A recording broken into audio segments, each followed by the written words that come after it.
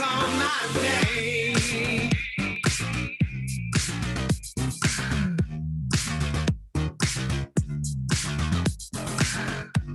We gon' stick together. Let's stick together. We gon' stick together. We got a mighty love, a mighty love. Hey baby, we got a mighty love, a mighty love. Hey baby, suddenly, any fool could see that you and me, we got a love so free, so free, so free, so free. Oh baby, we got a love so free.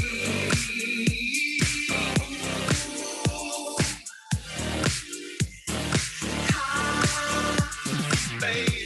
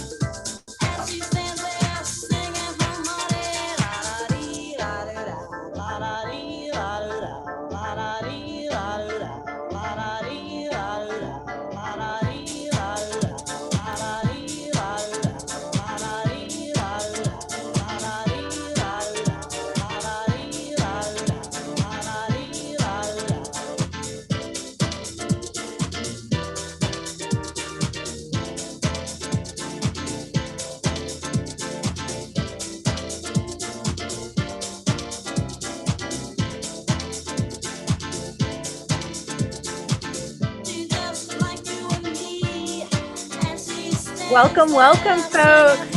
I see Stella, and I'm looking for Kirsten. And there is our Kirsten. There's our Stella. There's our Helen, ready to transform. And I'm so excited to see so many faces out here on this fabulous Friday. So let's kick it off, Kirsten. Hey everyone. Okay, so you are all here with us for an evening fit for a queen with Hellen Heels. We are kicking off our Women's History Month, so put on your slippers and get ready from your own home to go from no face to full face. And I just wanted to share with you all how amazing Hellen is, beyond just everything that everybody knows about Hellen, because she's everywhere performing. When I asked her to come and be a part of this event, she was an emphatic yes. And I just have always been so amazed with the outreach and amount of work that she's done with our Delta College students. So it's such a joy to have her here tonight. Absolutely. Thank you, Helen. Big thank you to Hellen Heels for being here.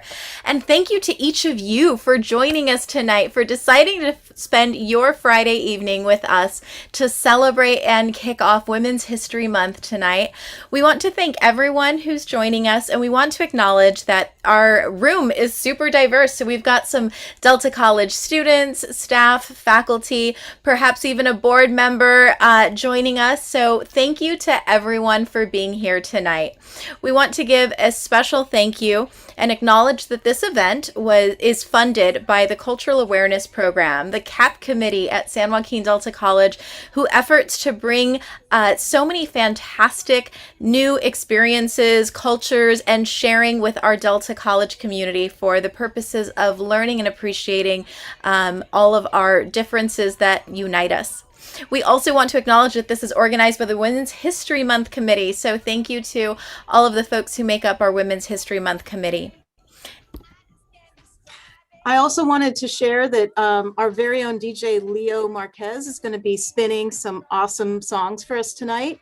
Also, a big shout out to the digital media team that's going to be doing all kinds of magic tonight to make this a really cool event.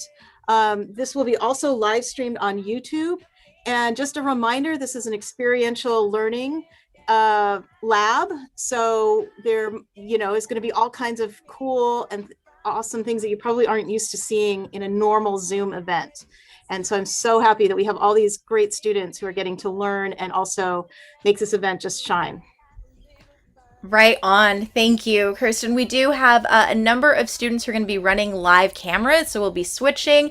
We have a director, and I wanted to shout out our director tonight is one of our students, Cecilia. So we have a woman director running the show for Women's History Month. Go, Cecilia! We also have a crew comprised of women camera people, a woman in charge of our audio tonight. So, hey, shouts out to all of our team. Thank you, everyone.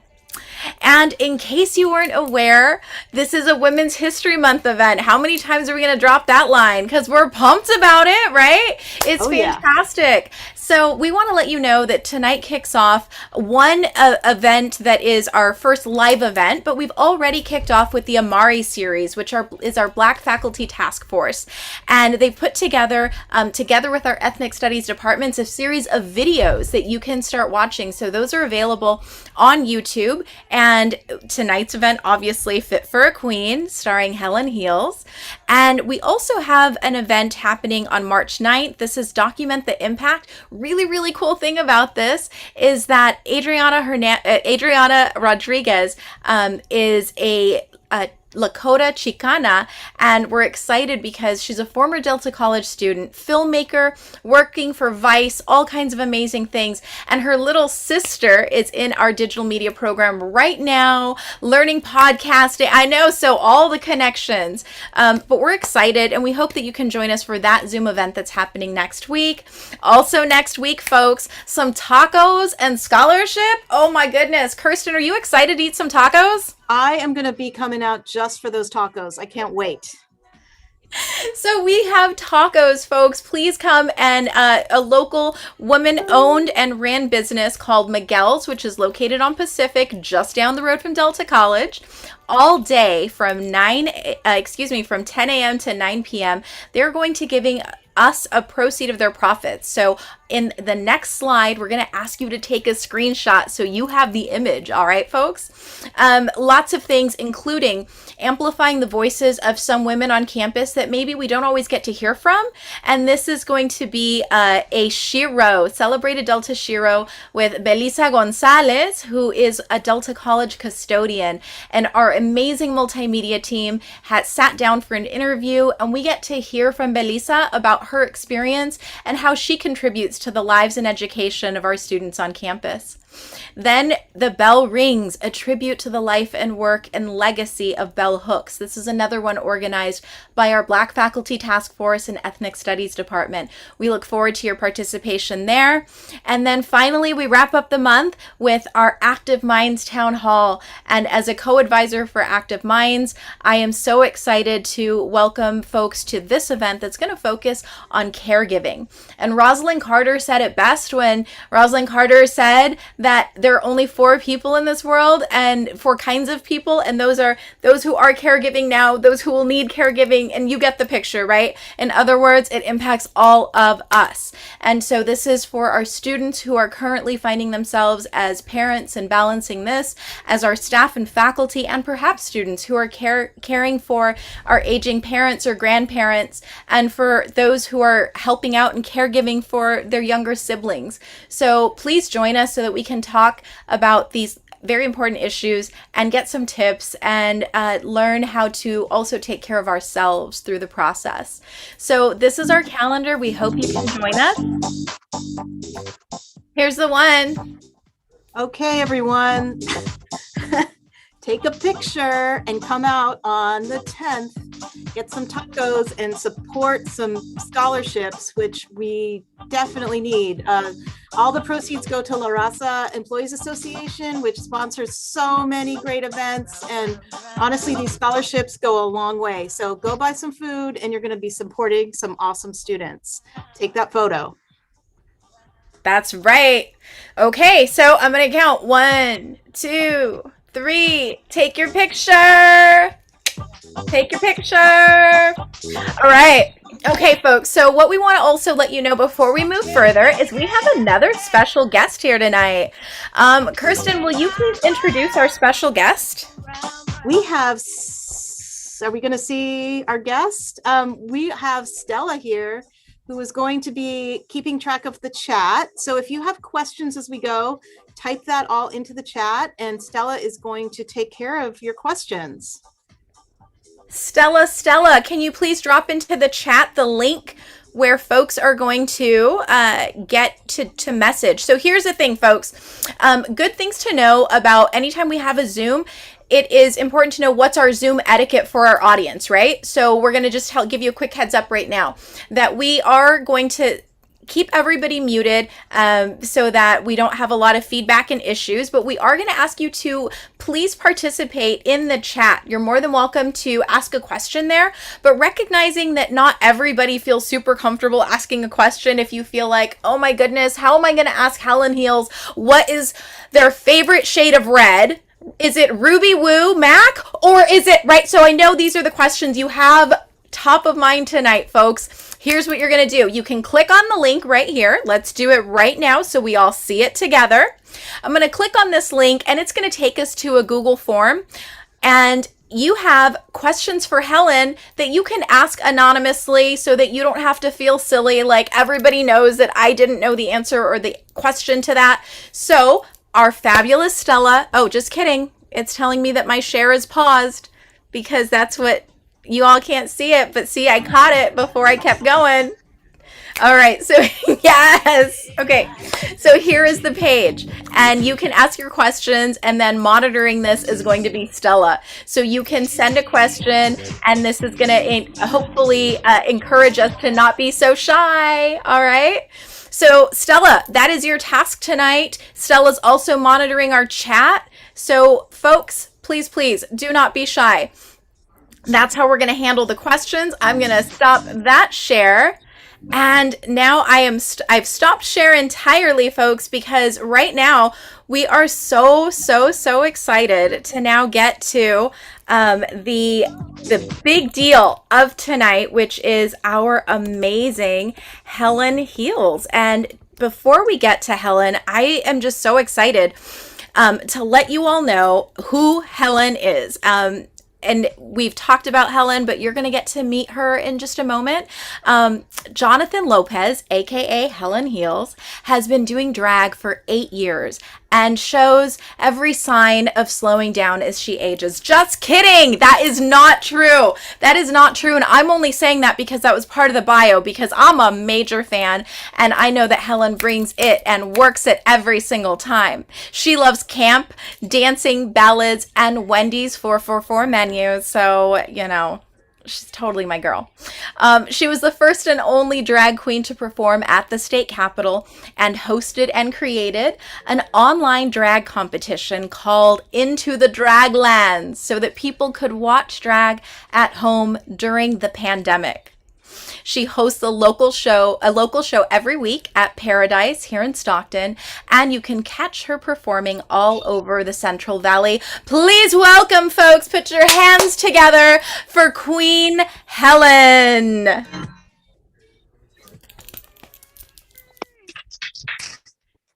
Hey, so just go. All right, let's do that. Hi, everybody. I don't know exactly where I'm supposed to be looking, but I'm just going to look into the void.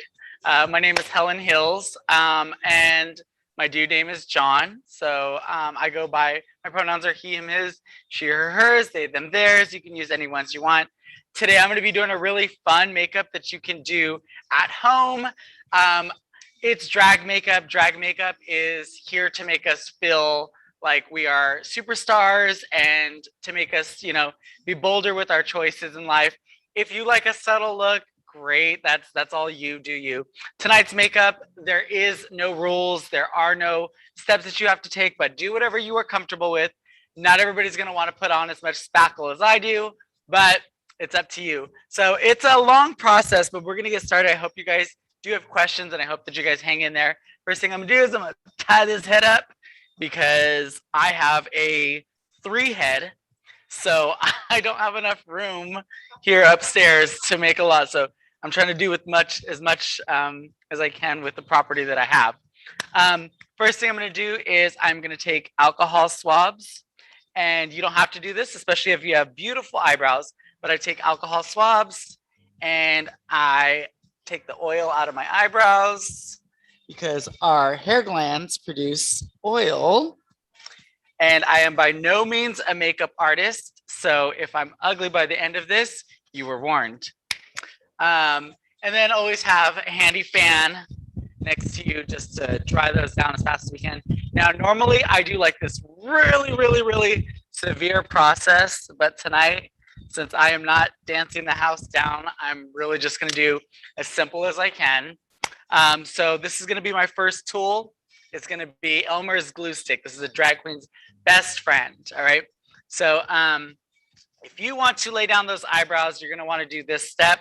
If you don't want to, then you can just skip ahead once we do, but I've got some dude brows, so I'm gonna lay these down.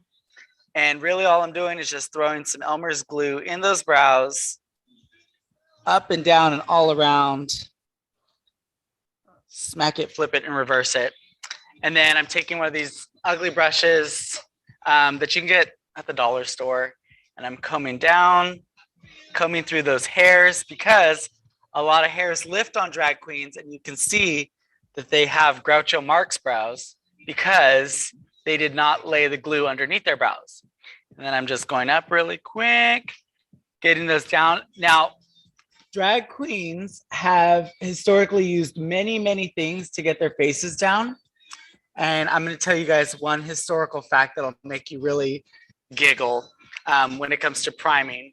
But glue has always been a staple with getting eyebrows down, or some drag queens just shave off their eyebrows altogether. I don't, because I like to date. So we're gonna smack those suckers down like that, get them really nice and flat up against your face. I do tell a lot of bad jokes and a lot of bad dad jokes, so I hope you're ready for this. Take your alcohol swab that you use, because I like to save the planet one show at a time. Wipe off that excess glue so that you don't have what we call Raisin Bran eyebrows, which is chunky eyebrows. Get that glue off, and then use that same swab and get the glue off of your nasty, disgusting brush. Please, camera people, do not zoom in on my brushes. They are disgusting. But I always say that if a drag queen's tools are nice and clean, she's probably not booked. So that's the tea on that. Anyways, so that's layer one. We're gonna do 3 layers today, but normally I do 5 layers because I'm a dancer queen and they will come undone, okay? So I like to use the Elmer's purple glue stick also because when it dries, you'll know it's not purple anymore. And we're gonna do 2 disgusting steps today. And you're gonna see what one of those is in just a second. And I don't recommend it if you're a regular human being, but since I'm not, we're gonna do it live. And if you have questions about it, I don't know what to say because it's gross. It's really gross. But I didn't learn it. I learned it from another drag queen that has an online presence. And we like to get our makeup done as quick as possible because this takes forever, but it's fun. It's quiet in the peanut gallery. There's some people watching me. Does the glue make me break out? No, because unless you do have sensitive skin to glue products, you'll know. But they try to make this Elmer's school glue as, you know, because kids get it on their hands. So it's non-toxic and it's meant for kids. This next part is not meant for kids, but I don't break out. My mother blessed me with some amazing genes. A lot of curves in weird places, but good genes up in the face. Okay, so these are dry and you can test it just by patting. Don't try to stick your fingers on there, but once it's for the most part dry, then you can go into this next step. Okay, so here's the next step. Are you guys ready? This is disgusting. Okay, here we go. So you're gonna take your glue stick and you're gonna give a nice padded layer on there. And you're really gonna push down on that area. And then if you wanna do the sanitary, hygienic, good Christian thing, you're gonna go find a bottle of water and you're going to tap it in and you're gonna make sure it's all nice and wet. If you wanna do the disgusting drag queen thing, you're gonna take your finger, your best tool, and you're gonna wipe your saliva, and you're gonna flatten those brows with your finger because you're gonna be able to tell if your eyebrows are smooth or crunchy. So that's gross because you're putting literally glue back in your mouth. And then you go to the left side and do it again. Just make sure those are nice and flattened down. So if you're not gross and disgusting like me, because I'm a man and sometimes men can be pigs, you can use water.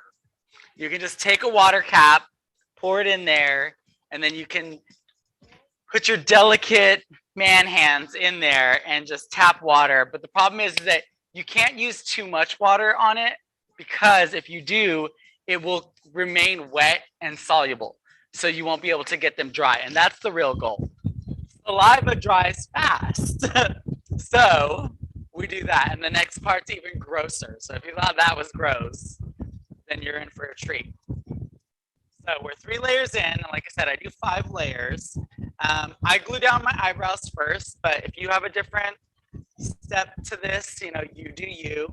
Makeup is fun for everyone, all ages. You don't need to buy high-end stuff. I have a lot of cheap stuff in front of me. I have some high-end stuff and I have some cheap stuff. It's a little bit of this or that, but makeup stores and pharmacy makeup, they've done like wonders. Like I'll show you the foundation that I use. You guys are gonna be like, they sell this at CVS, it's crazy. Okay, here's the last step. This is the other gross step. You paying attention, everybody? Okay, you take your glue stick and now you just directly apply. So, and then you put it on there. They're taking pictures right at the mic going, And the reason why you do that last step is because it also creates a liquid, is that a word? Water soluble, whatever. And then you can get off any stray hairs too. I got a stray hair. There we go. Okay, and that's the glue. Elmer's glue. It is fun. It is friendly. It's non-toxic, but it's disgusting. It's the truth of the matter. So I'm gonna dry these down. And the best way that you can actually get these to stay flat up against your face is by taking a foundation powder. The makeup artists do this, but I don't know why. It just looks like you're trying to give your makeup a high five. Take a powder foundation and then take an ugly little sponge. As you can see, mine has been through it. It's dated, it's broken up, it got divorced, and now it's a complete wreck and it needs therapy. That's this sponge. But while your brows are still a little slick, you're gonna take some powder foundation, or you can take, a lot of people use baby powder or whatever, and you're just gonna lightly tap that on those brows. Can they hear RuPaul? Can they hear the music? Oh my God. RuPaul is the goal of my existence and the bane of my existence. We can As my hear bones it. become brittle, I feel the dream just going more and more away. So lightly pat some powder foundation or baby powder or whatever on your brows, and then really go ham. Really press that into your brows so that they are completely gone. Somebody's asking, do you have your eyebrows done by yourself or with a salon? Okay, I am a lazy dude, and I've tried to do my eyebrows myself once, but I ended up with a right eyebrow and a Picasso left brow. It was thinner. It was very 90s. So then I had to make the right eyebrow 90s, and it was not the T. So, and I'm terrible at filling in eyebrows. So I go and get my eyebrows done. When I get a facial done, that's my like vacation. That's my getaway spot. When I get a haircut and my eyebrows done, I feel like I've spent a good $40 and then I go back to work. Okay, so next thing you're gonna need or do is primer. You don't have to use primer. You don't have to, but it will make your face accept makeup easier. It'll move it around, especially when you're about to put on as much makeup as I do. It'll make it so that you can move a lot. You don't need primer, but you can. So I want to tell you guys a fun story about primer. Ta-da. Okay, fun story about primer. Primer did not exist a long time ago. And when I say a long time ago, I mean like 10 years ago. It did not exist. And drag queens used to use this tool, this one specific product on their faces that mimicked what primer does today. And it helped it so that they could blend heavier stage makeup onto their face. And when makeup companies started going to, because they often do rip off makeup from drag queens, when they asked, what are you spreading on your face to make it so blurry and smooth? The origins of primer are literally because drag queens used to put Vagisil all over their face. That is some history for you. So there you go. Women's history. Vagisil would be spread on their face and it would create a blur and a primer for the face. And so when makeup companies found that out, they were like, huh, okay. But, so now you know. So now I'm gonna go in foundation. If you are a gentleman friend out there watching, if you wanna block your face, you can. But since I'm not going out tonight, we're just gonna get right into the nitty gritty of it. So I'm using this Infallible Pro Matte by L'Oreal. Use this if you like a matted effect. Don't use this if your skin gets super dry. And obviously, like depending on your face, if you're more oily or more dry, it'll change based on your foundation. However, my mother also blessed me with a beautiful T-zone that does not get too oily or not too dry. So this Pro Matte is gonna work perfectly for me. And I really just go ham on it. I just create a little line there, a little line there, some pimple dots, and then a unibrow up there. I'm beautiful. Thank you, oh my God.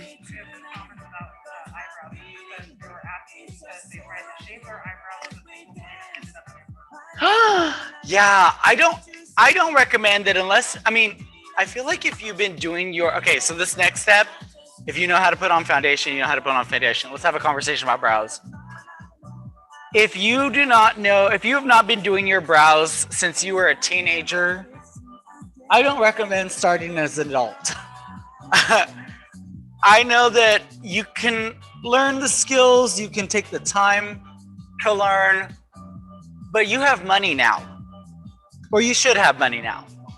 And if you do, pay somebody who has the skills to do you right. Because if not, you are going to end up looking a little funny. Now, that's not to say that you can't fill them in, but please, please, please respect yourself enough and love yourself enough to know that you should not use dangerous objects if you're going to do your brows. And if there's a way to get them done, literally you can get them done for like $9 now. Just go to the mall. Sure, you'll embarrass yourself in front of people who are shopping at Old Navy, but they're shopping at Old Navy, so who's the real criminal here? All right, so here I am spreading that foundation all over. Gonna cover those brows. This Infallible is amazing. I'm not sponsored by them, I promise, but it really is amazing foundation. Do we have another question about brows? Okay.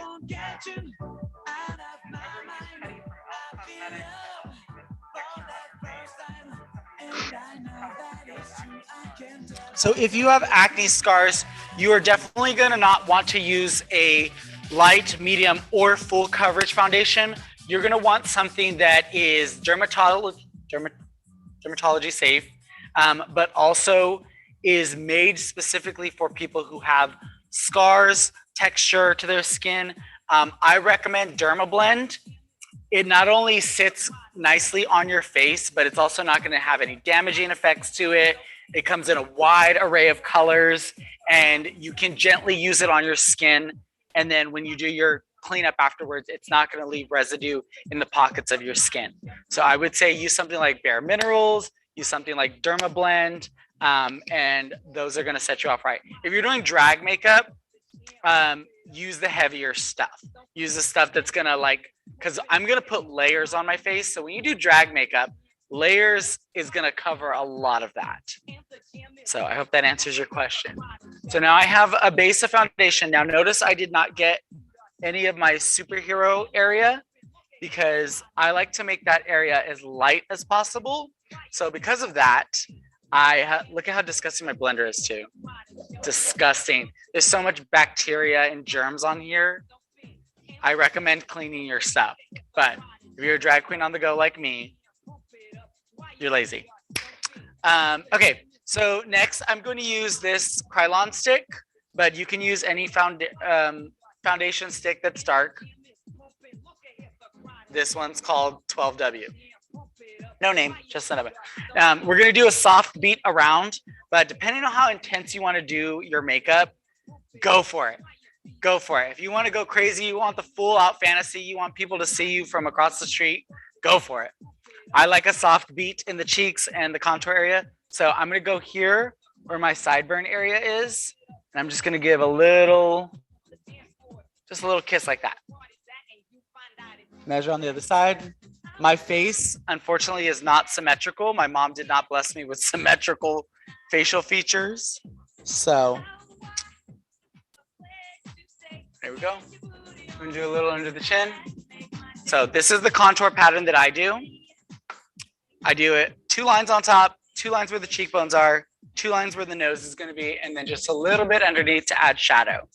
All this is to create, so what you're doing when you do drag is you are mapping your face to look more feminine.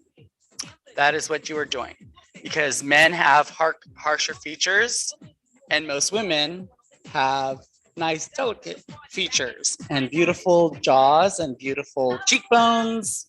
Women are beautiful creatures, which is perfect because it's Women's History Month. So celebrate being a woman. But I'm gonna tap this in. Don't worry about how round you make this because we're gonna cover it up in a minute.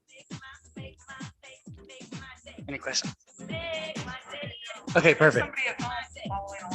Oh my God, whoever's following at home, I love you already. Oh my God, I wanna see your results. I wanna see if you're gorgeous. Thank you. Okay, so you're gonna take this and gently go on the rounds of your jaw. Don't go too high up, don't go too low, and then just pat that into the jaw. We're gonna blend all this all later. So don't worry about how crazy it looks right now. Women, make sure you cover your Adam's apple, because that's key. You know, for the longest time, I thought that men and women had Adam's apples. I was like, what's wrong with girls? They're missing the dinosaur in their neck. Okay, so nose contour. Here's what you're gonna do. You are going to create the lines. I call this the 11. And you're gonna create an 11 on your nose. Get underneath your nose because it also creates shadow. So all you're doing is you're creating points where there's shadows and then where you want people to watch or look at you. Okay, so patting that, patting that. This is my jam, Leo. This is my jam. If you're a Space Jam baby, you know. Okay, so there I've created an 11. There's still this blank space here in my nose, which we're gonna fill in. So now we've got our contour. And remember, blend, blend, blend. Blending is the secret. Okay, so we've got our contour on. Before I start with the highlight, I'm gonna map something else out. There's a question for you. You have a question? Yay. Yes, it's what is your go-to face wash to help clean your skin and not have any makeup buildup in your skin? Okay, that's a beautiful question. And also, I'm the worst drag queen to answer that question. So here's the tea. I don't usually wash my face. I don't wash my face. I wash it maybe like once a week, believe it or not.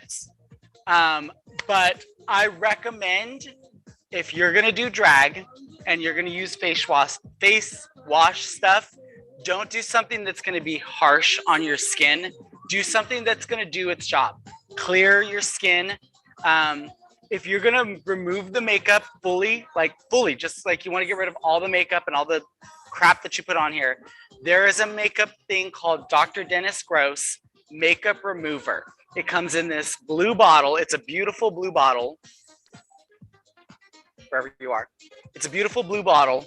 And it is my favorite melt away cleanser because it smells amazing, but literally doing drag, you can wipe that all and look like a crazy monster and then take a towel and it comes right off. So it's safe for skin. It smells really good. There's no perfumes, no dyes, and it will take off whatever you got on your face, literally. So Dr. Dennis Gross melt away cleanser. And then honestly, I just use any good face wash, as long as it has no perfumes, no dyes, it's gonna be good for you. And I would recommend, I do drag 2 to 3 times a week. So even though I only wash my face once a week, I recommend you wash your face 2 to 3 times a week. Use some nice pads on there. That'll get the job done. I'm not a professor, please do not quote me. All skin types are different, but there is enough stuff out there now for everybody to use that you can get a regimen going. Okay, we're gonna do brows, and I'm just gonna be honest. We're gonna be vulnerable for a second. We can all be vulnerable, right? Okay, I suck at brows. I suck at brows and lips. Okay, they're the worst feature on me. But I'm gonna give you kind of like a simple way to fake good brows. I'm using just a regular foundation, but there's pomades out there, there's liners, you can use whatever. Okay, before we start this, are there any other questions? You're gonna see me concentrate the house down right now. First tip, get this nice little ugly angled brush. It's gonna save your life. It's gonna save your life, okay? Okay, so my brows are blocked, but I can kind of still see them. And I'm gonna use the base of my real brow as my guideline, okay? I'm gonna go in at the corner and I'm gonna go up and away from my brow. And then I'm gonna create a little wing, a little bird, okay? This is the underline. I'm gonna do the same thing non-symmetrically. We'll get there on the other side.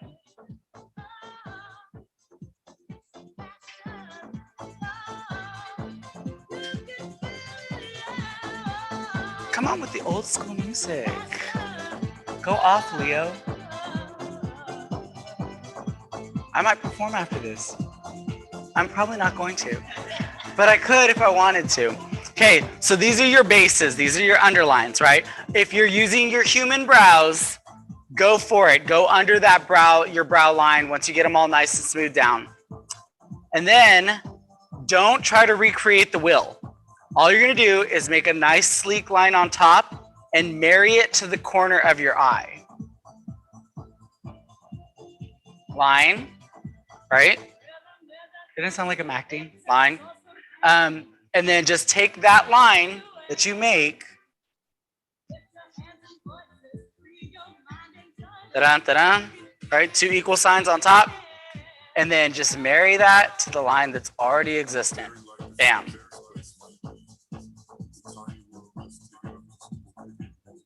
Now, some might be thicker than others. Some might be higher than others. You can do cleanup later. Right now, just do that and then you fill in your brow. I like to do an ombre brow, so I like to etch the corner and then just fill in the brow.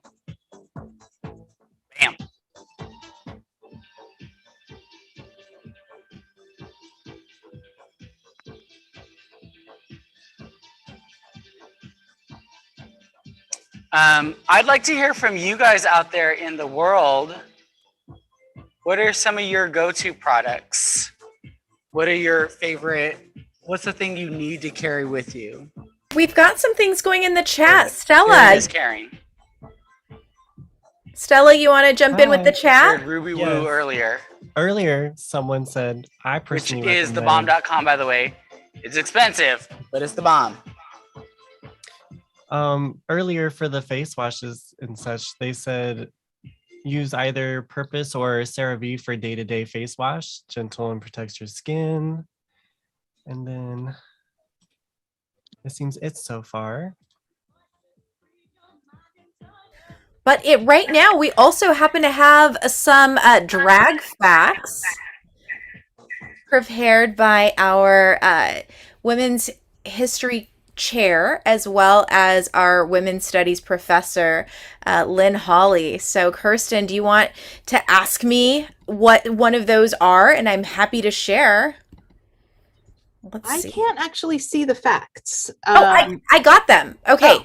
So I've got them. I will tell you then, Kirsten. Let's Okay, why don't you share with me, Adriana? Perfect. Thank you all for your patience. I'm going to drop this into the chat because I think it's interesting.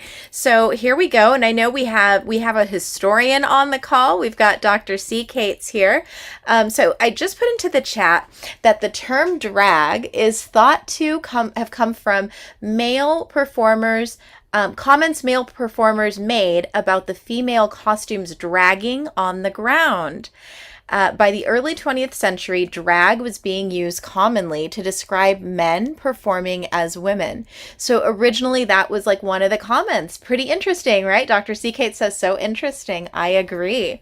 And if you like that one, folks, no fear. I've got another one for you. Okay, so I'm going to drop this other one into the chat. And I just think these are so interesting. So, Kirsten, did you know about that other one? The one we started about the dragging costumes? No, I didn't, and I love it so much.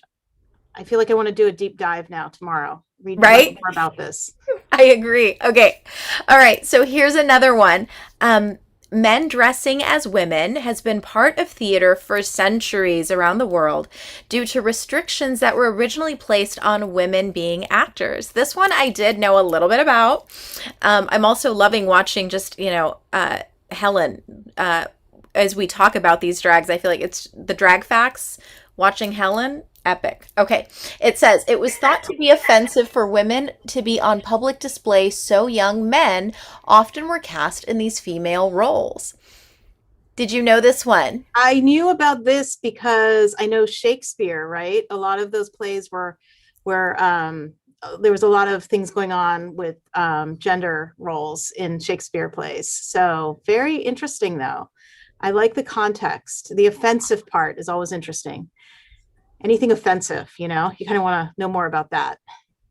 Yes. And Carissa Anderson says Japanese theater as well. So I just dropped into the chat exactly where you were going, Kirsten. The first performer to appear as Juliet in Shakespeare's Romeo and Juliet in the late 1500s was a young male actor named Bobby Go. He was also the first actor to play Cleopatra on the British stage. This followed the tradition of only men appearing on stage and being cast in female roles when needed. Boom. Now we know. All right, Hellen, tell us what you're doing. Are we ready to go back to Hellen? We love these drag facts, though. What do you think, Helen? Did you know all of these? Probably. I knew some of them. I want to add context to one of them. Okay. First of all, Bobby Go was a very, very, very, if you go and look back at some pictures, very, very, very pretty gentleman. He was prettier than me, so no wonder he was cast as Juliet and Cleopatra. But also, it refers to stage direction with the Shakespearean stuff. So you could see in the parentheses with the actors when they were supposed to be playing female roles, or if they would have to switch off roles if they were dual casted in a play. You would see the scene with the parentheses around it, and it would say, so-and-so dressed as girl enters, blah, blah, blah, blah, blah. And so what they would do is, like with all scripts, when they hyphen stuff, So it would be dressed as girl would be D-R-A-G, dressed as girl, drag. So fun fact. Oh my goodness. So what I'm doing right now is Wow. I am taking some L'Oreal Infallible and I'm throwing this under my eyebrows to clean them up. And I'm just taking a flat brush and this will make it so that you can have nice clean brows. But on top of that, it'll make it so that you are creating a base before you dry everything down. And that'll make it so that you can start putting powders underneath your brow. I actually have a question for you. You can use a eyeshadow primer, will work just the same. I like to just use a lot of the same makeup products everywhere. And then your best tool is going to be your finger for blending stuff out, smoothing stuff, blurring stuff before it gets dried down.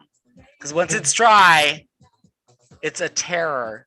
It's an absolute terror to try to add liquid back on if you mess Hey, up.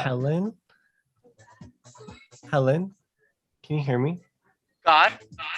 Oh, can you hear me? And I have a question for you. They asked if you tried Fenty Beauty's Stunna Lip Paint lipstick. these are people who think I have money. Yes, I have. I love it.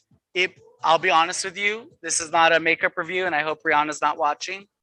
Not that she would. It bleeds. Love it, love it, love it, but it bleeds. And if you're a drag queen and you're trying to make your face as matte as possible, if you have regular human makeup on, you could just wipe that and then just clean it up or whatever. If you're a drag queen and it bleeds onto your makeup, you can't just wipe this off. You're screwed.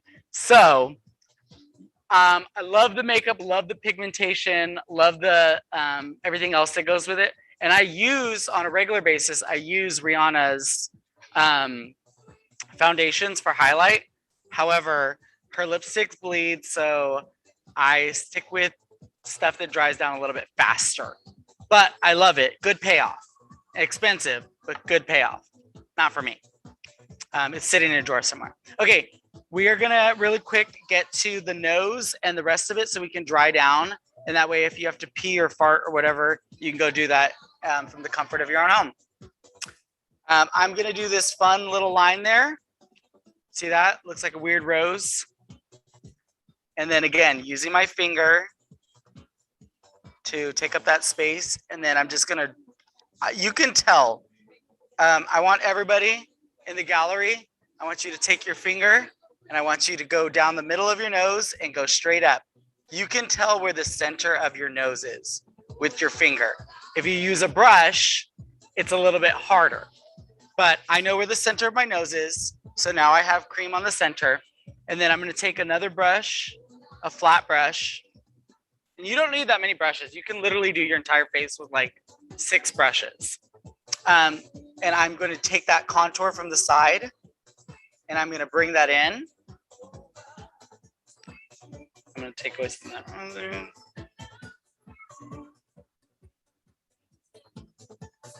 And I'm gonna reshape my nose to be a little bit smaller. And also this makes it so that the higher you bring up the contour, the smaller your nose also looks. Because if you make that highlight all the way down to the end of your nose, you're just gonna end up looking like you have a long Barbra Streisand. And I'm not a Babs impersonator, so you're gonna take this. You can do it from the corner of your eyebrow or you can do it from the inside. This is my song. People tell me that I look like her all the time. You see it?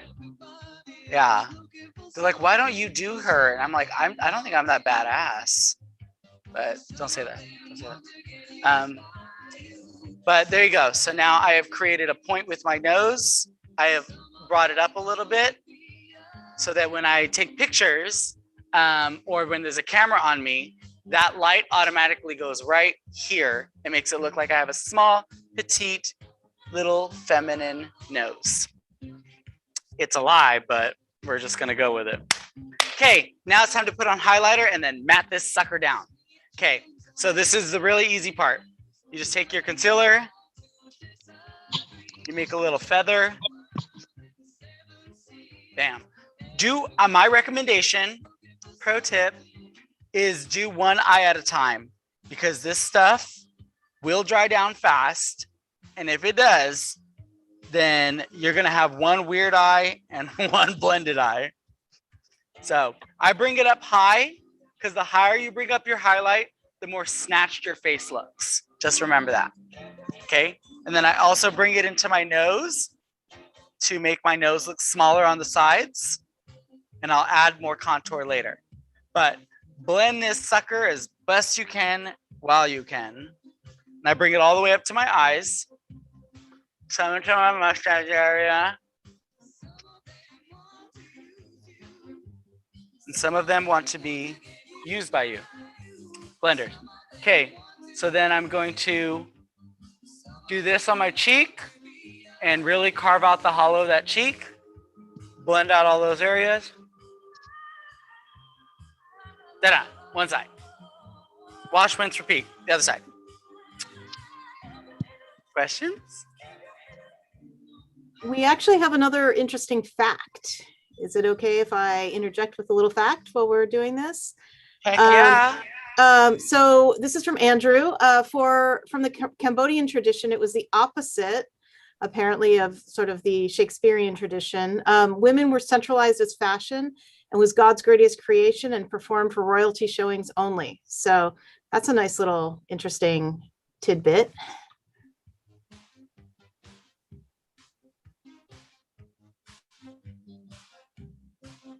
Oh, is that it?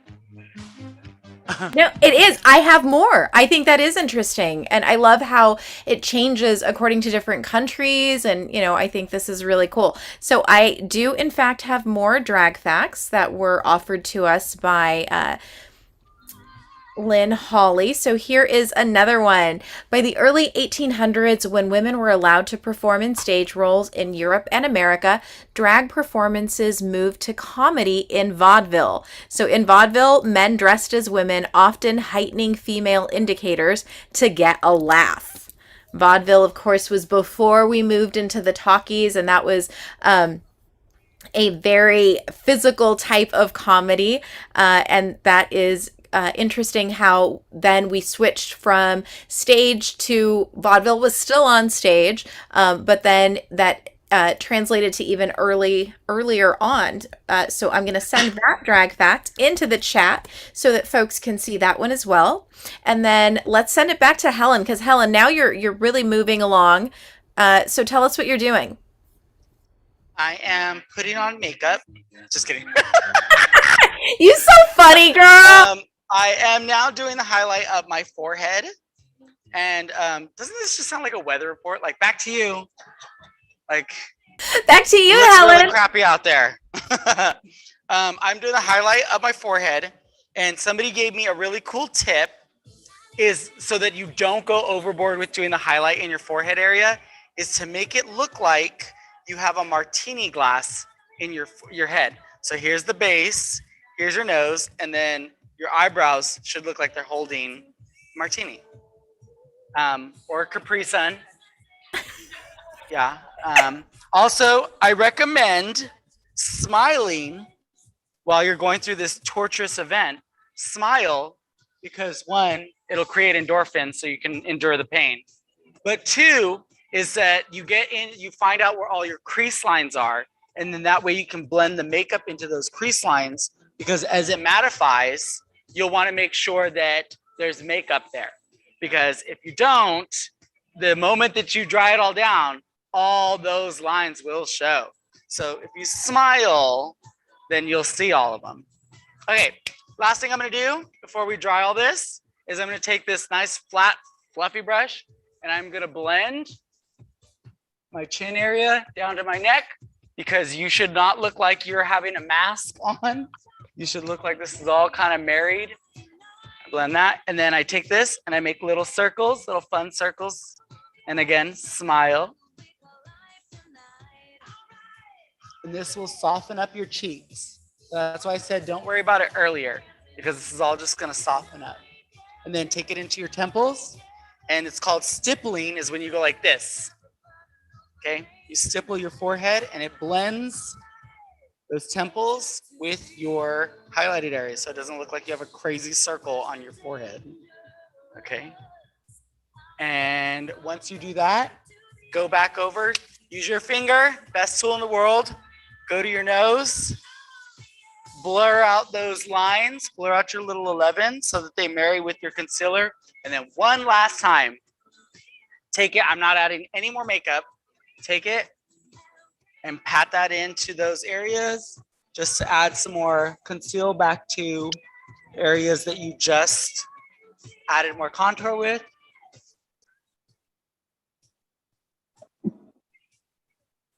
Make a lot of funny faces. If you don't make funny faces, you're not doing drag. All right. If you think you look like a clown later, you're supposed to look like a clown from the beginning. Okay, and everything should be fairly matted down by the time you get to this process. Ta-da. This is your map. This is what takes the longest time. So once you get this done, then you can douse yourself in powder. I use one that I do not recommend anybody use at all because it is $45 for this little thing. We all know how deceiving makeup jars are. But this is Laura Mercier, and it makes me feel like a celebrity, and it makes me feel like I have a full-time job, and it makes me feel like Linda Evangelista, Cindy Crawford, because I'm using the same stuff they use. So, fun fact, when people started using the phrase mug to describe their face, it's because it comes from a shorter version of when people would say, beat that mug. And the reason why they say beat that mug is because drag queens would take giant wads of powder, cheap powder, and they would put it on their face, but to really set all that heavy makeup in, you would literally do this. You ready for this? Ready for this? And you would literally be beating your mug. So,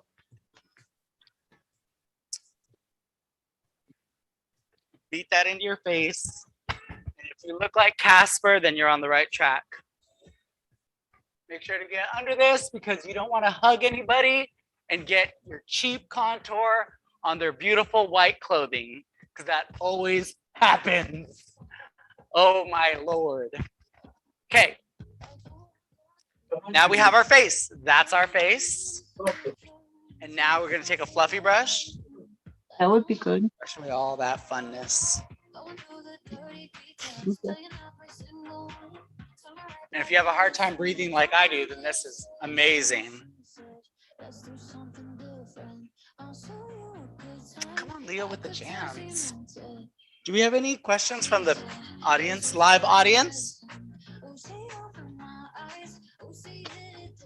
So I have a question. I would like to know about Professor Russell's glitter beard because I think that there are folks in the room who want the deets. Oh boy. Yeah. Well, it involved a glue stick. So I feel so much affirmation that we went in the right direction with that. It involved glitter getting literally everywhere in my classroom. So I apologize to whoever is sweeping up my classroom next time. But at the same time, my wife said, you know what? It's great to have glitter everywhere. I mean, every classroom at Delta should have glitter. I did get an interesting little fact. My brother is actually here from Portland, sitting here. And he said, did anybody know that the world's oldest working drag queen is in Portland, Oregon? Her name is Darcel. And does anybody know how old she is? She turned 91. Oh, sorry. She turned 91 in November. So the next time we all are up in Portland, let's go check her out. I'm very excited. Do we have any more? Okay, go for it. I want more info. Okay. So This is one of those other expensive items that I use, and that's because my friends got it for my Christmas present a couple years ago, and I'm a creature of habit, and ever since then I've used it. This is Anastasia Beverly Hills powder bronzer in rich amber, and this is to add color back into those contour areas. You don't want to go crazy with this if you want a soft beat, but if you want a very, very contoured look for your drag, what you're going to do is you're going to take a piece of paper or a cardboard stick or a piece of mail. This is a billing procedure for trash. And what you're going to do is you're going to put it on your cheek in the area that you want it to be. And you're going to take your contour stick, you're going to dab it in there, and then you're going to go super deep on one end, and then you're going to lightly shade it here. Now, I don't do a contoured cheek, but if that's how you want to do that, that's how you achieve that, is you just find the areas and you just cut off where that is. Me, I like to have a nice blended, blurred area. So circles, little circles, and that'll achieve that. But if you want that striking, fierce, contoured look, use this, or people use credit cards. Oh, my boyfriend left me a note. Have a great show. Cute. And then for your nose contour, again, a fluffy angled brush, different from the other angled brush. And then go into that 11.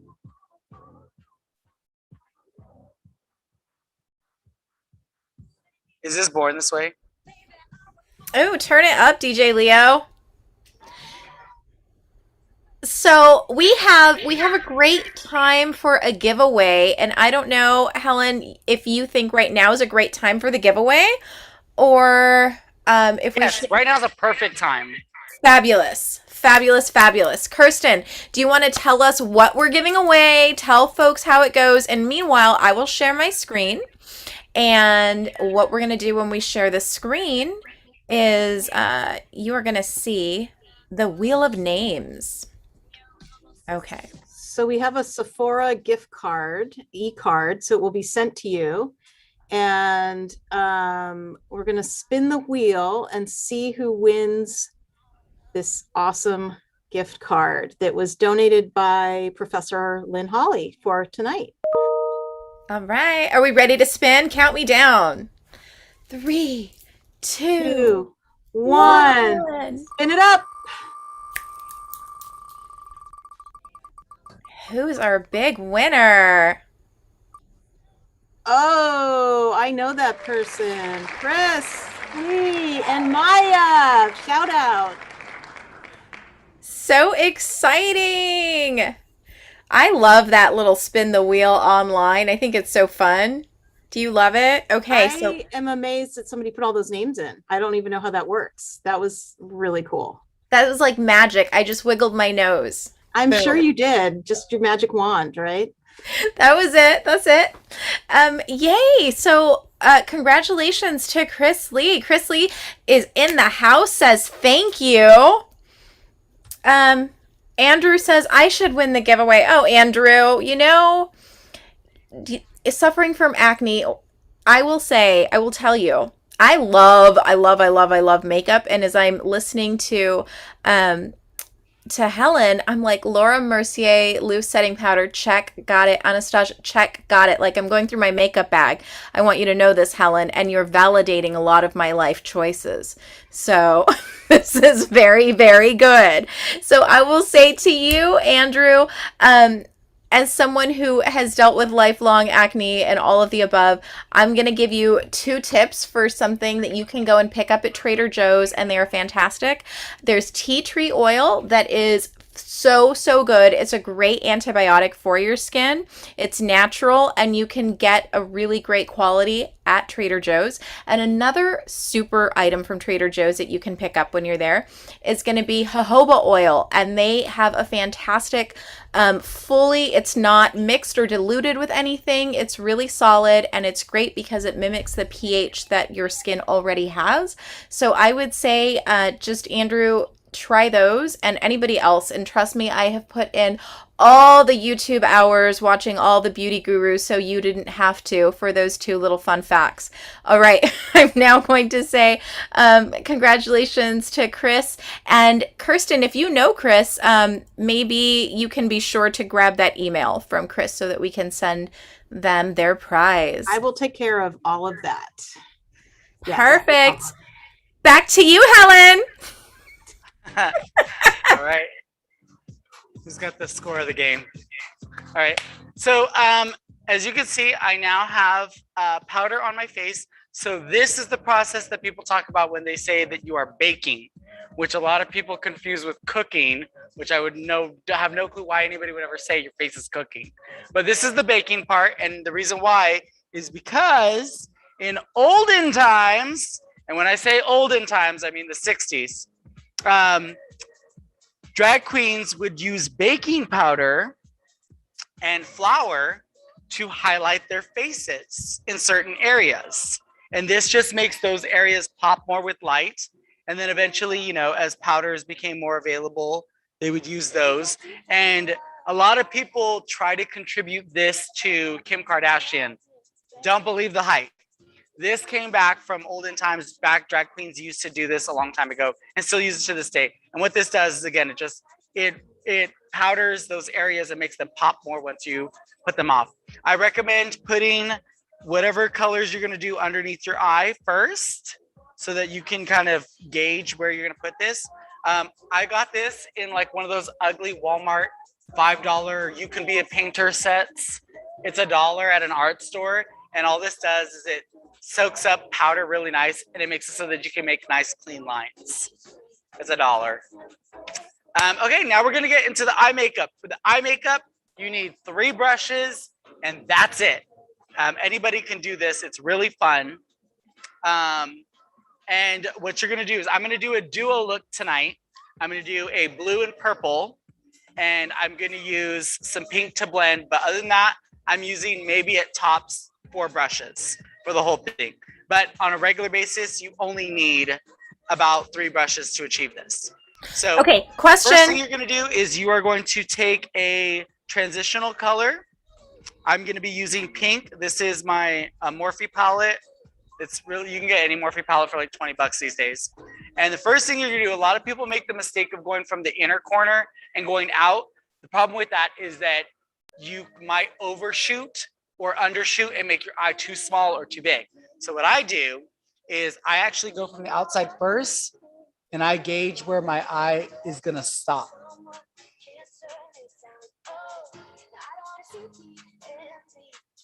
So that's where my eyeliner is gonna be, and that's where I want my eyeball to stop, because I don't wanna be crazy looking, but you know, it is drag. And then what I'm gonna do is I'm gonna take this and then I'm gonna go inside just a little bit, because I want blue to be on the other side. And I'm going to stop at the same point. Now, if you don't know where to stop, literally look straight forward into your mirror and tell yourself, I'm going to stop right where my eyeball is, like right where my iris is. That's your grid to stop where you want to stop. A lot of people don't think about that. They either go too much on one eye or not enough on the other eye. So use your eyeballs to kind of like use it. And then I'm going to take my blue and then I'm going to put it on the inside.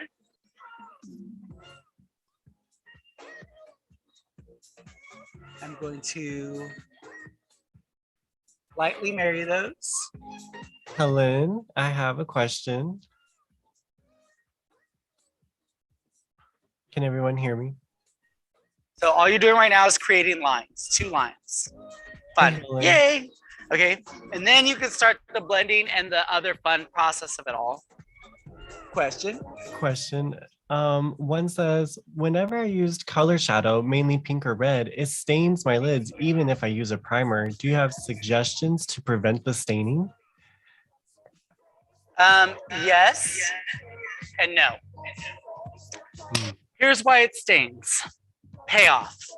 Whatever products you're using, if it uses, if it's not vegan, it will stain you because it is a bug that is crushed down and creates that rich pigment. And because of that, you're gonna get a bigger payoff. But the problem with that is that as it stays on your face naturally has heat.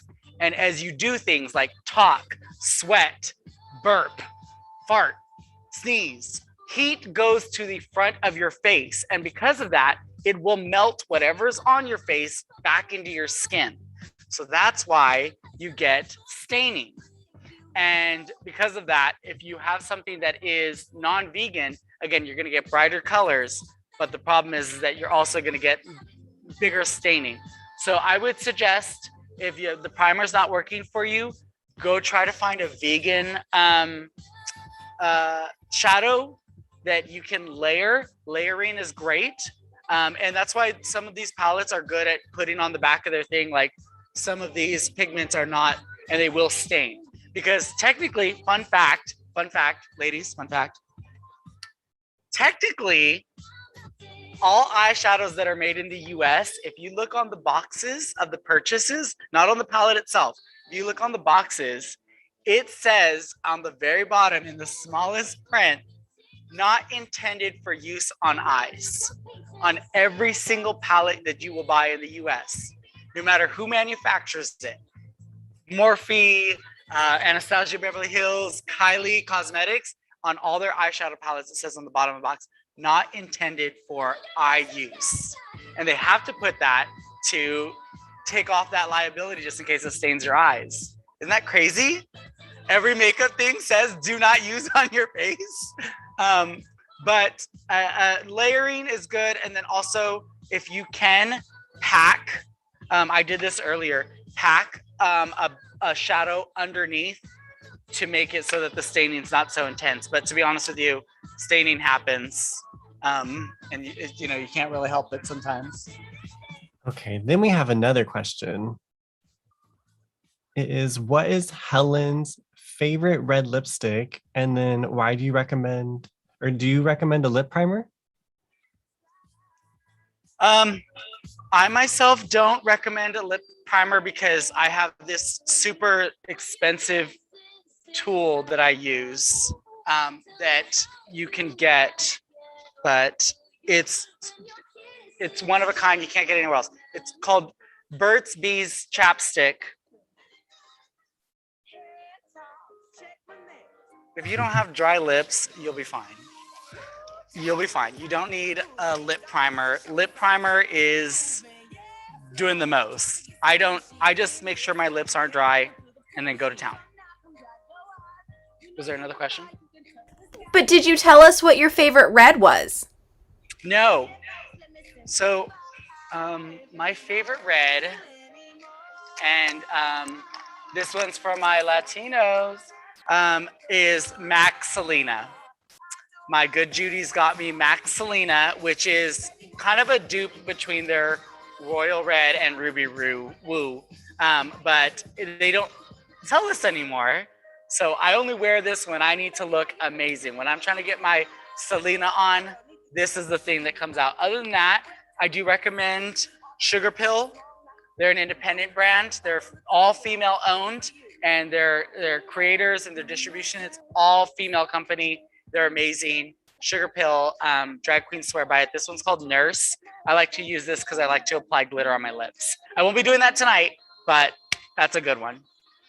Okay, so what you want to do is basically, once you have the outline of your eyes, take a darker color and pop that on the outside in a V. Literally just make a little V with a darker color. Good as hell. And then all you need to do is start to marry the two, is do little circles into your eyebrow area.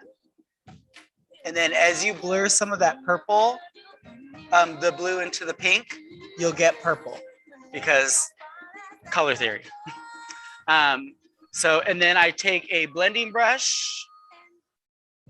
I don't have a good one today, but just get a blending brush, a nice fluffy brush, and start doing circles.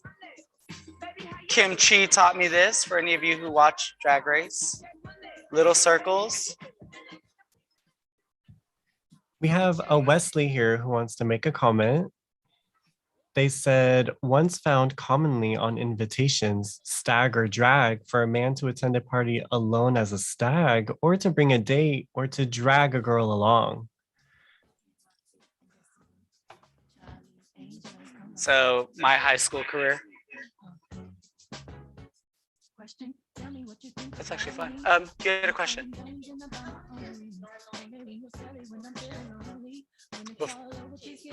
This I can do in 2 hours, which is why I think they kind of like gauged 2 hours for this. If I want to do this, I'm doing a very, believe it or not, I'm doing a very quick version. But okay, so now just to finish off this eye, I'm gonna take a nice light blue, just like a powder blue, and put that in the crease. I recommend, if you want color payoff, put a white base underneath it, and then it'll really shine. Or, really cool trick, get some setting spray and dab your, spritz your brush ahead of time, and you will get a good payoff of whatever it is you're about to do. We got another question. How long have you been doing your drag makeup? An hour and 20 minutes. I'm kidding. My mom didn't raise me right. Don't make. I have been doing drag for 8 years now, exactly. And when I first started doing it, I was terrible. I looked so gross, but I was having fun. And that's the real purpose of doing drag. And that's what I encourage people to do, is have fun when you do makeup, because YOLO, and also makeup comes off. Makeup comes off. It may stain your eyes for 2 days, but it comes off. And if you can't have fun with makeup, then what's the point, you know? But 8 years and still going. Okay, now I'm gonna give you 2 little tricks, but I'm gonna do something so we can get this next part over really quick. Is you can use eyeshadows to create liner. And if you're wondering, but it's not liquid, how am I supposed to do that? Here's how. Eye drops. If you have eye drops at home, take an eye drop topper, put a little bit of it on your palette or on the table or whatever. Take your brush, dab it in there, go to your favorite color that you want, and then literally just dab it into the powder, liquid eyeliner. And this is easier to control. So I have hooded eyes because, dude. So I have hooded eyes. So when I blink, I create this crease right here. Some people are blessed, they don't have that. So I actually have to do what's called a Batman wing. So you've heard of a cat eye, you've heard of a winged eye. I do what's called a Batman eye. Let me show you why it's a Batman eye. Okay, so I got my liner. I'm gonna keep my eye open.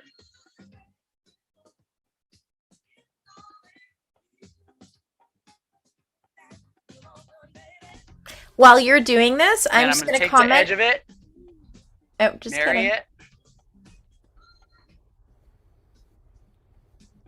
fill it in, and then I'm going to take the liner and go to the base. And instead of making like a swooped up nice little thing, it ends up actually looking like a Batman symbol, like his wings. You know what I'm talking about? The Batman wings. That's what it ends up looking like.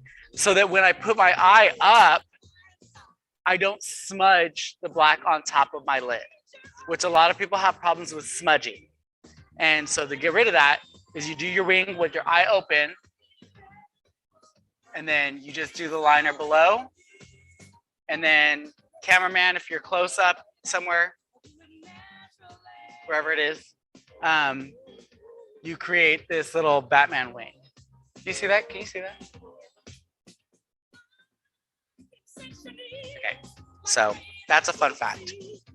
I feel like it's easier to control your makeup if you can find dupes.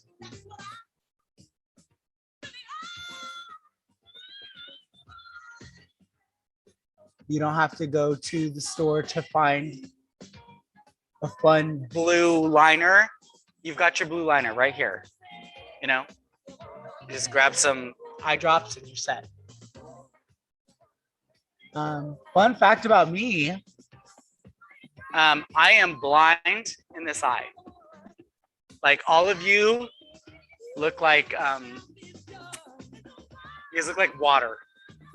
So when I do my eyes, I actually learned, makeup will teach you this. I actually learned how to do my makeup from muscle memory because when I close this eye to do it, I can't see anything. Yeah.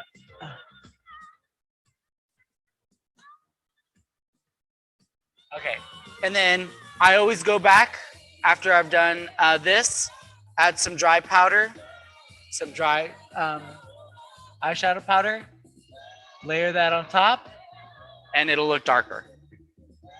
And I am indeed every woman, Leo.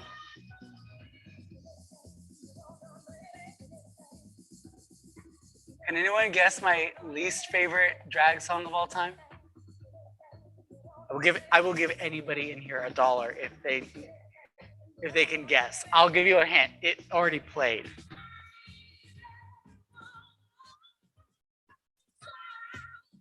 No guesses? No guesses? Anybody out there want to guess? Huh? Girls want to have fun? No. It is my least favorite song, but to be honest with you, every time I say to people, change that, I hate that song. Everybody's like, oh, you're not gay. I'm like, and I'm literally looking like this, and I'm like, yeah, I'm really not.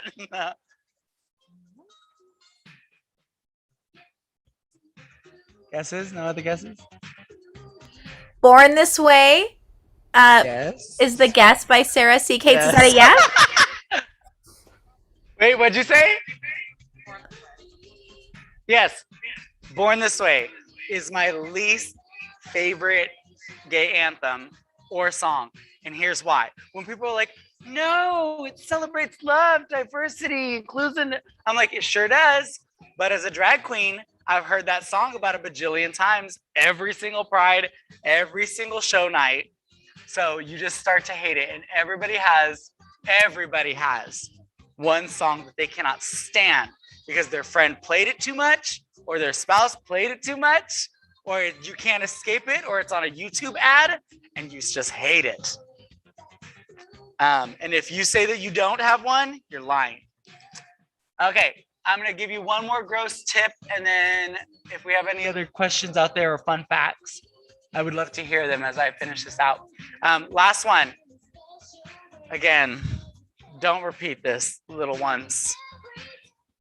Sometimes this is not good. The eye drops are not good for the inners of your eyes because it's too wet and your makeup will run. It's good for the outside because you have more coverage. Inners, it's a little harder. So take a smaller flat brush and I lick it and then go inside.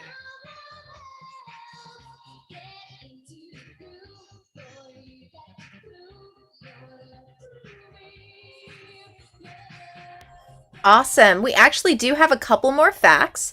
So Kirsten is going to give us some facts right now while we watch Hellen transform. Okay. Or Jonathan transform, I guess. Transform into the fabulous Hellen. Okay.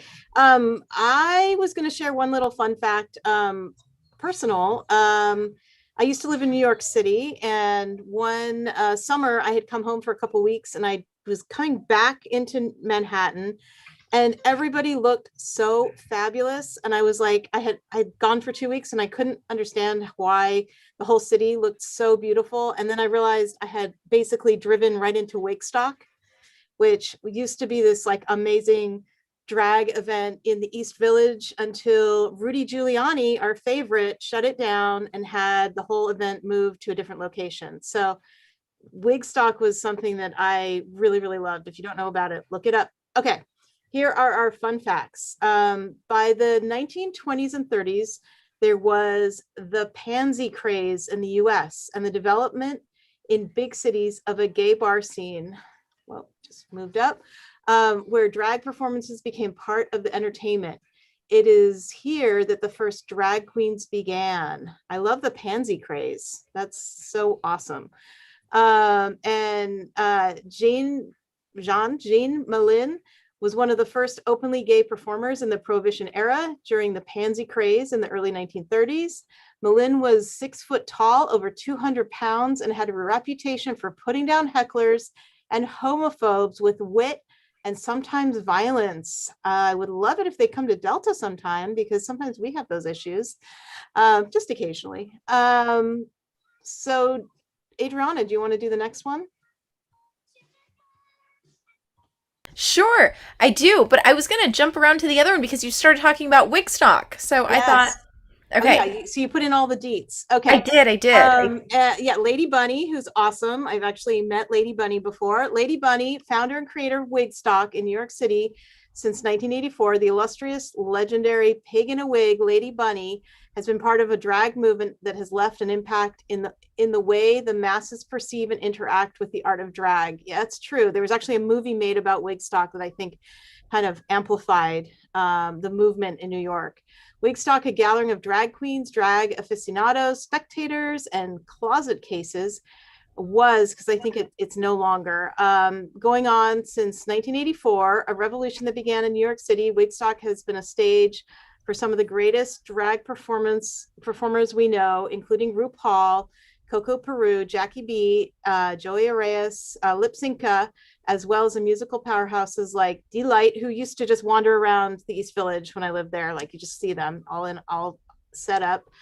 Crystal Waters, CeCe Pennison, all those musicians that you just heard the songs blasting out of cars all over the country all summer. Debbie Harry, and of course, Boy George. Thank you, Adriana. That was good.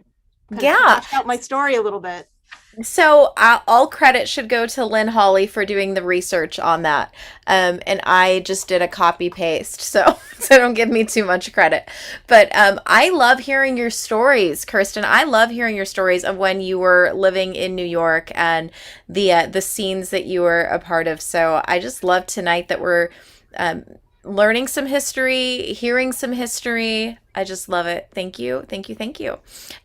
Was there another question? Did any questions come through our Google page, Stella? If not, it's okay. I'm just checking in. We had one earlier, and it was about why aren't the eyebrows supposed to be crunchy and smooth? I thought he was going to ask, why aren't your eyebrows the same? They aren't supposed to be crunchy because you want to give the illusion that these are your new eyebrows. And if there's texture there, then people will know that these are not your eyebrows, that there's a second layer of eyebrows. So it's part of the final flat image that makes it look beautiful. If you have cereal eyebrows, then that means the glue is coming undone and it's going to look crunchy and gross. If it happens, it happens. Throw some glitter on it and call it a look. Speaking of glitter, we're going to move on to this next inner eye part. I have two of these fun glitters that match. I have a purple one and a blue one. Glitter can make every look amazing. So do not be afraid to use glitter. I'm going to use the purple one first. I have a fun story about Lady Bunny too.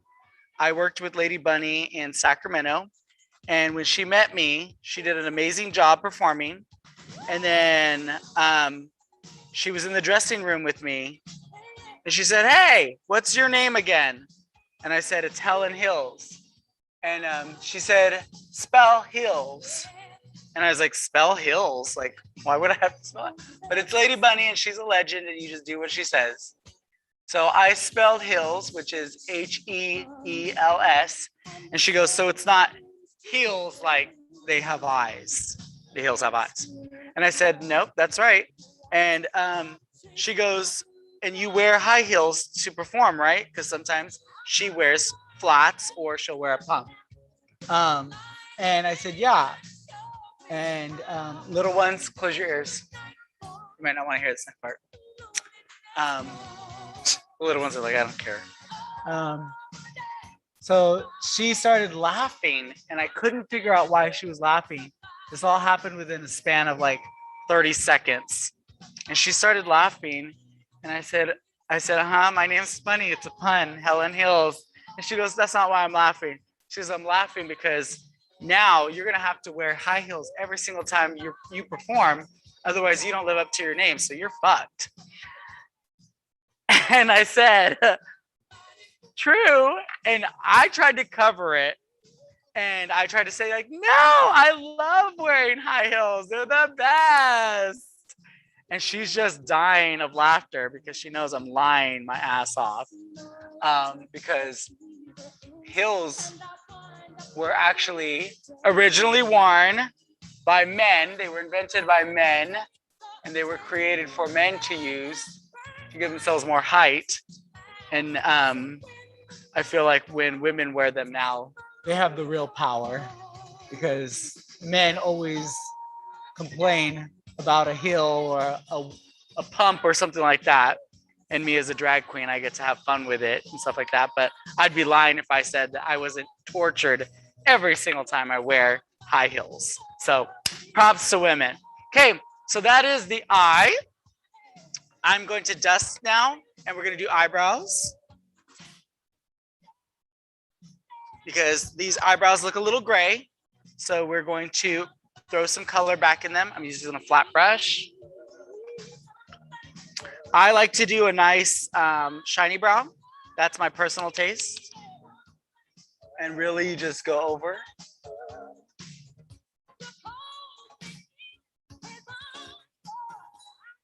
Voila, color back in your eye. Now you have to be careful with using glitter on your eyebrows or in your eyeshadow, because again, glitter is not intended to be used in your eyes, and it might have a sting to it, or even worse, if you get non-eye safe glitter in your eyes, you could go blind. Technically, you could go blind. If it gets in your eyes, it gets in your cornea, you could go blind. I like to use this nice little thing and create a little ombre. We did have one who wanted to share that she's just really enjoying and having fun watching your show. Aw, thank you.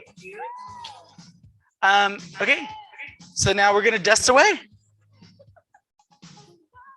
And as you can see, I've created highlighted features in those areas. This is one of my favorite Whitney Houston songs. She's iconic.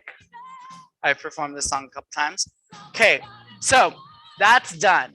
Now, I still look a little ghostly. Me as I've added so much contour, you have to add a little bit more color into your face. Easiest way to do that, blush. Blush is for everyone. And if you don't wear blush, then you want to look pasty. So, question. We do. How long should we bake for? Depends on what the recipe calls for, really. I'm kidding. So I added back into my temples. I bake just long enough for me to do my eye makeup. Baking also makes it so that you can catch fallout from your eyeshadow. So as you can see, like blue was falling right here and here, dust it away. Really simple. And so I would say no longer, if you're fair skinned, no longer than like 10 minutes. If you are, you have more melanin in your skin, then I would say, depending on how light you want to be, no more than 5 to 10 minutes. But again, it all depends on how light you want to be. Some people like to be fierce and be striking. I don't. So my eye makeup is enough time for me to throw that on the nose, and voila, color back in my face.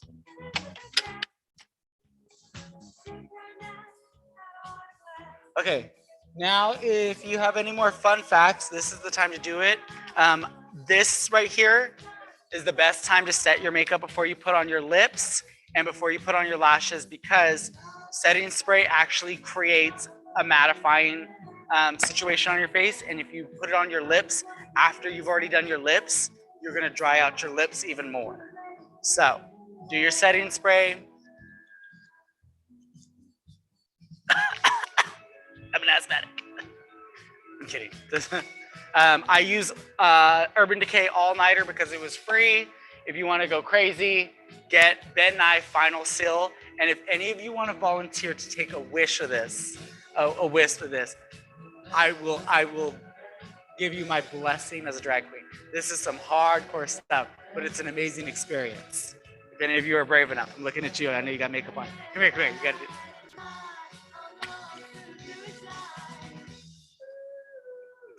Okay, we're doing some brave stuff up in here.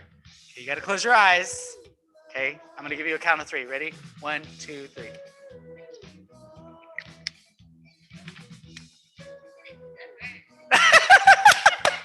You feel it?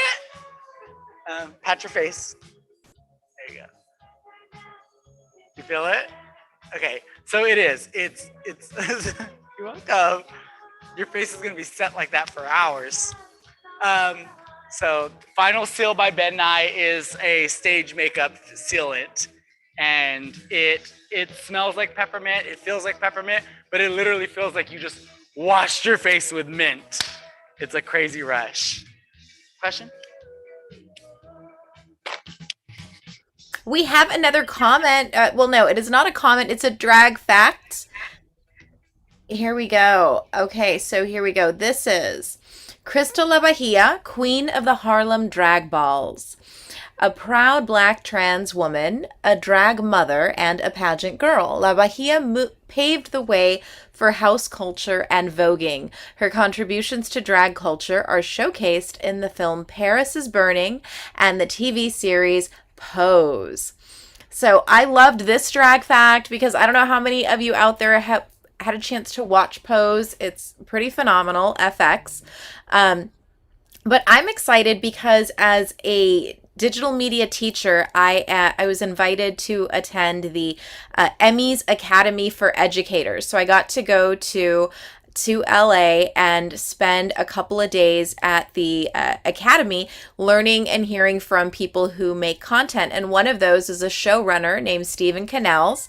And Stephen shared with us that it's a pretty powerful story about how all these years he has experienced this idea that he wanted Pose, like it was exactly Pose, and Pose lived in his head because of an experience with his uncle, and he just felt like those stories were never told. And it was super powerful when I got to go and see him. Oh, you look so gorgeous. He got to share with us the power of Pose, and what he shared with the audience, a bunch of teachers and students that day, was that he heard more than 100 no's before he heard a yes about Pose.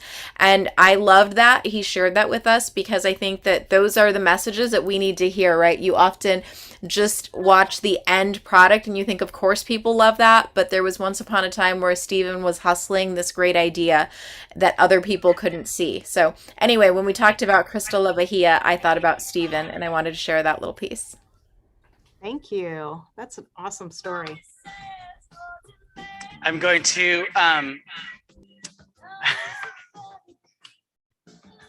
only because I'm in it. I love the way you're pronouncing her name.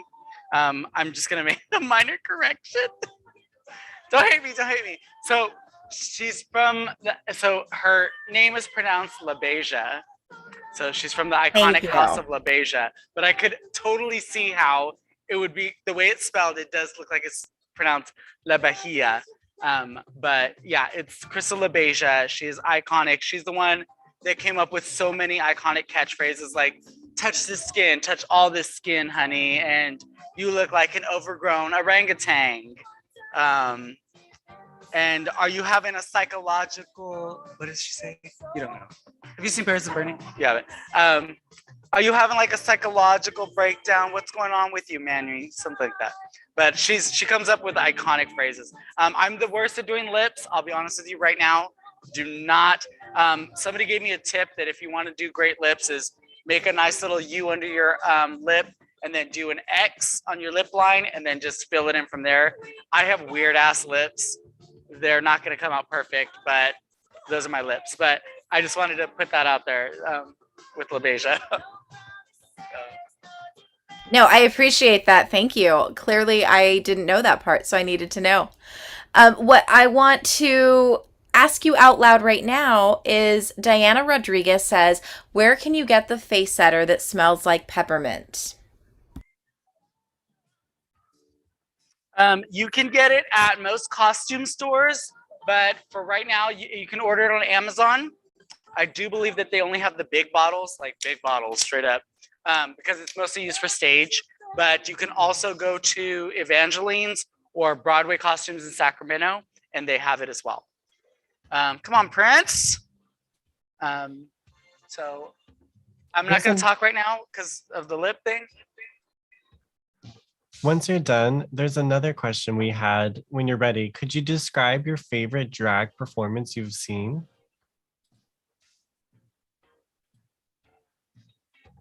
And meanwhile, if we give Hellen a chance to do the lips, I know there was another drag fact in there. Did you want to go back to that one, Kirsten? Yeah. Okay. Queer icon, flawless Sabrina, artist, activist, and mentor to hundreds of queer and gender nonconforming youth over the years, and starred in the fabulous 1968 documentary The Queen about a drag competition that she organized.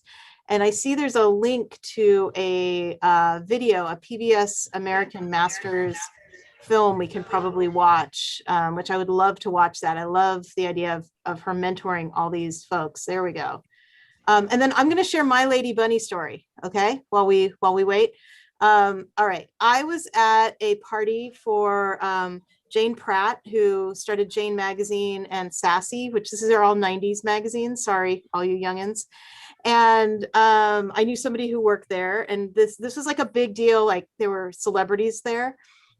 And it looked like maybe one of the interns drank a little too much and was up on the dance floor dancing hecka crazy. Like everybody was standing around snickering. This is, New York, 90s, kind of rude. And she was just dancing her heart out, and everybody was kind of laughing. And then out of nowhere, Lady Bunny went on the stage and started dancing with her and just made the moment. And then everyone flowed in and started dancing. So it took away this awkward, painful moment. And Lady Bunny just sort of transformed the whole evening into a more fun event. So yay. Anyway, I feel like do we have any more fun facts, drag facts? I'm sorry, we do. We totally do. But I also want to take this moment because I have been dying to highlight Melissa Neal over there, because it is so exciting to get to see folks who are getting ready and doing their drag makeover right along with you, Hellen. So if I may, I'm going to extend an invitation to spotlight you, Melissa. You're going to get a little thing that says, oh, you accepted. Perfect. Everyone, here is Melissa Neal. Melissa, talk to us. Hello. This is my 7-year-old Adeline. She is hanging in there now as we are finishing up her makeup. She is full on glam today. She picked her favorite colors, green and purple, very Joker-like of her. So yeah, we are enjoying this. This is Adeline, you look fabulous. Thank you.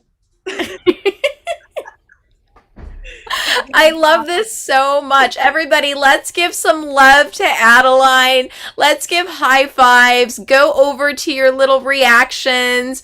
Do the hearts. Let's share that love, because Adeline really does look fabulous. So Sarah C. Kate says, looking good, baby Neal. Andrew T.S. Fawn says, Professor Neal is my absolute favorite professor. You have a second calling, Professor Neal. Dr. C. Kate says you there you go. Yes, thank you. I'll moonlight. We love it. Adeline, thank you for sharing. We absolutely are so pumped that you're in the room with us and that you've been following along. Thank you, thank you, thank you. Big round of applause.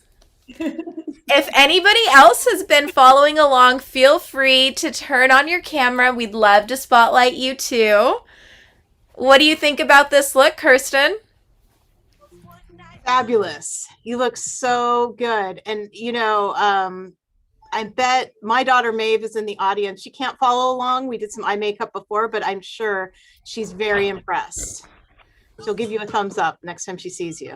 Ooh, I love it. And you know what we're going to have to do? We're going to have to ask one of our camera people to get a close-up on Maeve so the audience can see Maeve, maybe. Let's think about that. Okay, I love it. Congratulations, Adeline. Congratulations, Melissa. We are going to thank you for letting us spotlight you. And now we're going to remove the spotlight so you can go back to it. Thanks. All right, now let's go back to Helen, and we are going to... First of all, I want to say amazing, amazing looks. If you did your makeup, you are my favorite person in the whole world right now. You didn't need that phone. These are some lashes. They're custom lashes, but honestly, you could just stack lashes. You can stack some dollar lashes and get the same result. I just threw on the lip, threw some glitter. If you throw glitter all over your face, it just makes everything just look 10 times better. And I'm so proud of anybody that throws on it. Look, you don't have to throw on all this. You don't have to do the contour. You don't have to do any of that. If you throw on a red lip or put some blush on or add some highlighter onto your face, you're a rock star. You are already like doing the most and above and beyond. I'm going to take this off now. So this is the mug with my wonderful salt and pepper hair that my mother gave me since I was 16. It has literally been this color since then. I'm going to throw a wig on for you guys, and then we are donezo with the makeup tutorial. I hope that you guys had fun with me. I hope that you learned some fun facts about drag. I hope that you learned a few makeup tips out there. I hope that you also learned some stuff, some do's and don'ts about makeup. Yeah, play with makeup. It's fun. And it's not just for, if you think about it, break it down. Makeup is not just for specific types of young people, old people, boys, girls. It's just like clothing. It's self-expression. It's beautiful. It's art. I mean, it takes a long time to make lines like these. So please, please, please invest in your friend and your child and your, encourage everybody just to have fun with art and expression, because when we live in a expressionless world, then we all have fun, if there's no boundaries or stuff like that. So my little wig, it's called Selfie. It's super cute. And this is one of my favorite songs, so perfect song to end on. Yeah, wait, do we have something else? I have a question from a person. Yeah. They said, do you help baby drag queens? And if so, what's your advice for people who want to start? Okay. I don't mind mentoring myself. I don't mind taking on. I've had a drag child. It was all right. I'm kind of one of those parents that's like, one baby, I'm good. But I don't mind mentoring. In fact, I mentor a lot of drag performers in the area. They just don't talk about it because I told them not to. But my advice is play with your face, play with makeup, experiment. Don't buy expensive stuff. Please, for the love of God, do not buy expensive stuff. Practice with cheap stuff. There's enough of it out there and it's amazing already. And you could get a look like this or even better for less than $50. Do not buy the expensive stuff yet. Buy the expensive stuff when you get good, when you get gigs, and people want to see you more, and you just want higher quality stuff. But that's my advice: is just play with it and have fun. The moment that you stop having fun and it becomes work, you don't want to do it. So that's my advice. And then I have one more for you. They said, Yes. could you describe your favorite drag performance you've seen? Oh, I didn't. My favorite drag performance. I know my favorite burlesque performance. I saw a woman go out on the stage dressed as a giant chicken, and she did the chicken dance. It was the most hilarious thing I'd ever seen. My favorite drag performance, unfortunately, okay, local. I love any performer that can twirl, dance around, does a good throwback. That's my favorite. I support that girl. The girl that's out there having fun is my favorite. But my favorite one of all time that I've watched maybe like a million times. If you haven't seen it, go see it. RuPaul's Drag Race season 5, Dita Ritz versus the Princess. One of the most iconic lip sync battles ever. And it was to This Will Be by, oh God, I'm gonna butcher her. This will be everlasting love. Who sings that? Come on. I know you all know. Oh my God, she's iconic. Oh no, did our Zoom quit? Natalie Cole! Natalie Cole, this will be, go watch it. If you've never watched it before, go watch it. You will get all the life that you need. You will literally start drag the next day. Best performance ever. Okay. Yeah, thank you guys. We did it. We did it, Joe. So we do have one other person to spotlight, Carissa Anderson. Your eyes are looking awesome. Yeah, so oh my God, quite a look. So nice work. Thank you. Thanks. I was going for old Hollywood, but it turned into Cat. So go see the Batman. Great combination. So you all should know that when we spotlight you, Hellen can see you on the big screen there. And so we are so excited that you played along. You look beautiful. Anyone else want to share? You look gorgeous. Thank you, Carissa. We appreciate it. And I love the lip. What lip color is that? It's MAC Russian Red. I love it. Beautiful. All right. Thank you. Okay, anybody else? We want to make sure that we are shouting out all of our people. In the studios, if we can get somebody to do a spotlight on Maeve one more time, because that was too fast. We saw Maeve just for a hot second. So if we can get somebody to prepare to see Maeve, and then our director set up that shot so that we can see Maeve, we would love it. Because I know there's a beautiful eye that we really want to pay attention to. So they're setting up that shot for us. And then meanwhile, let's see. Meanwhile, anyone else? I want to make sure that we catch everyone. But Dr. Holly says this first time that she's ever done any kind of false lashes. So that's fun. My first time was at senior prom. There she is. There she is. Let's see. My first lashes, that is. All right, let's see. Let me go ahead and see you there, Maeve. I'm sorry. It's late, folks.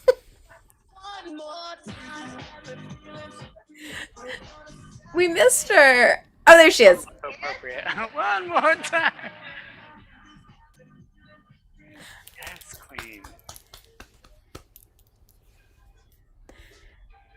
You want to close So your eyes so we can see the eyes? You want to close them, Maeve?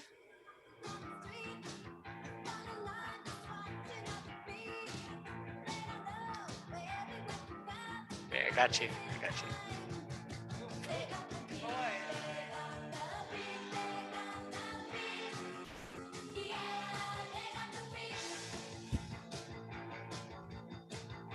Ooh, the purple wing looks great.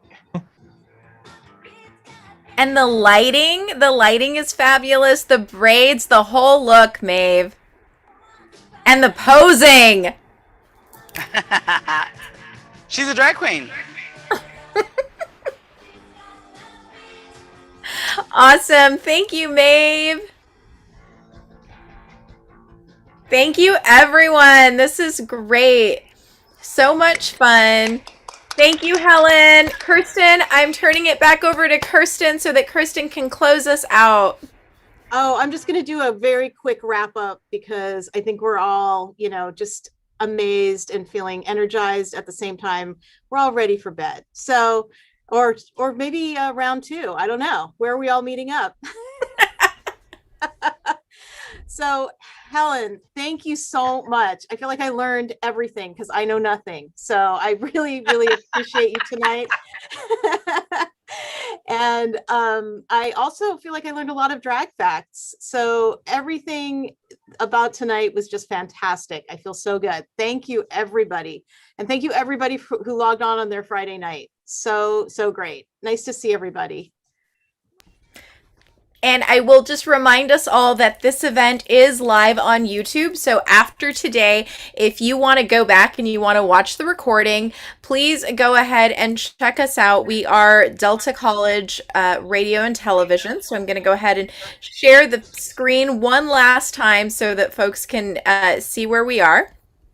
And this is us. So San Joaquin Delta College digital media right here. And here is Helen as Jonathan at the start of the show. So you can always go back and you can watch. You are more than welcome to share this out with other folks.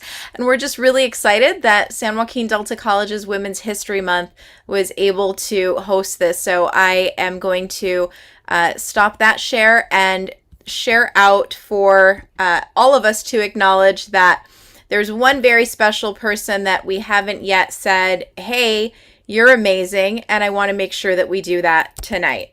So that person is going to be, well, my Zoom is going really funky. I don't know if it's doing that to you all. Anyway, that person is Kirsten Russell. And I want to shout out Kirsten because Kirsten is the person who did all the research and connections to make this possible tonight. So Kirsten, big round of applause to you. Thank you for all of your hard work. Thank you so much. All right. It was a pleasure. I'm so glad we got to have this event here tonight.